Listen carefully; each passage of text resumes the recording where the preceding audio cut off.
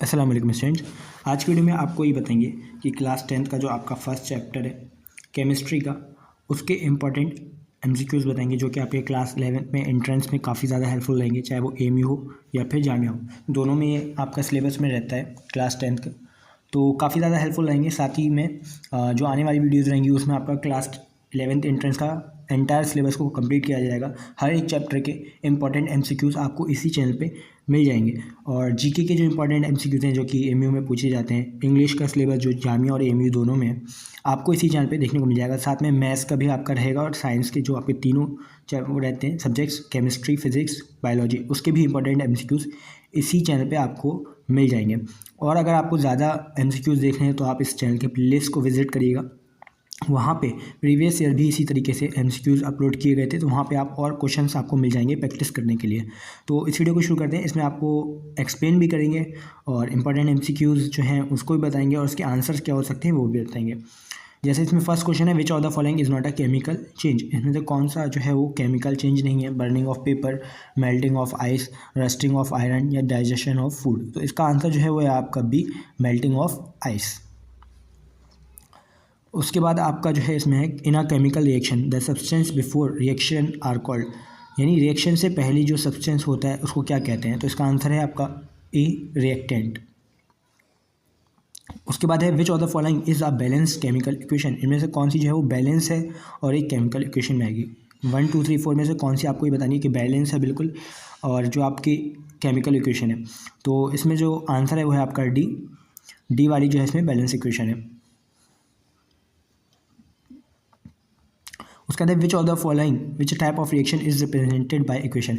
ये जो आपको रिएक्शन देख रही है ये कौन सी रिएक्शन है? कॉम्बिनेशन रिएक्शन है, डिकम्पोजिशन रिएक्शन है, डिस्प्लेसमेंट रिएक्शन है या डबल डिस्प्लेसमेंट रिएक्शन है? तो आपको ये देखने से समझ में आ रहा होगा कि यहाँ पे दो जो है एटम्स दिए हुए थे, मॉलिक्यूल्स थे, और उनको मिला करके एक कंपाउंड बनाया गया है H2O।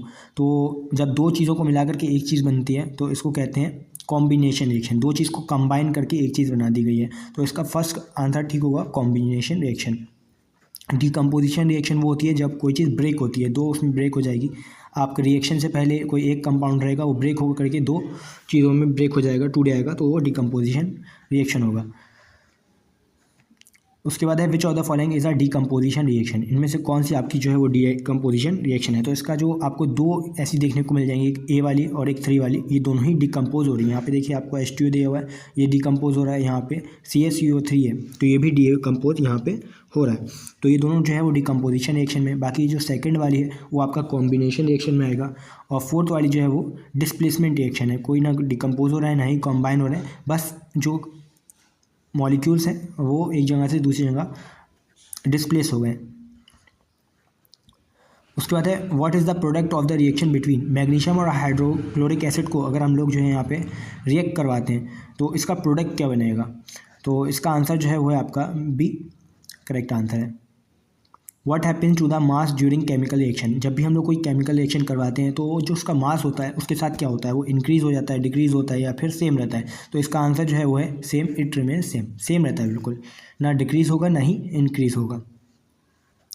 उसका नेक्स्ट क्वेश्चन है, which of the following statement is true about exothermic reaction. यहाँ पे आपके सामने 4 ऑप्शन है, इसमें से पूछा है कि एक्सोथर्मिक रिएक्शन जो होती है उसके बारे में कौन सी बात बिल्कुल सही है?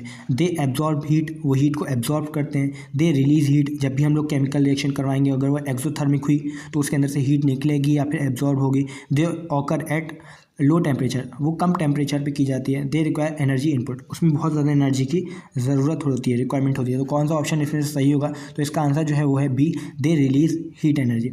हीट, जब भी एक्सोथर्मिक एनर्जी रिएक्शन होगा तो उसमें से आपको हीट जो है वो बाहर निकलती हुई दिखेगी।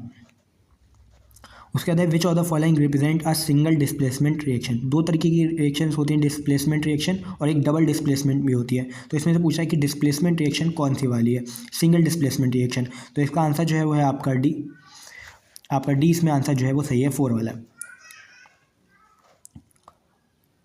उसके बाद नेक्स्ट क्वेश्चन है, what is the product of the reaction between sodium hydroxide and hydrochloric acid. Sodium hydroxide और हाइड्रोक्लोरिक एसिड को अगर हम लोग रिएक्ट करवाते हैं तो इसमें क्या प्रोडक्ट बनेगा?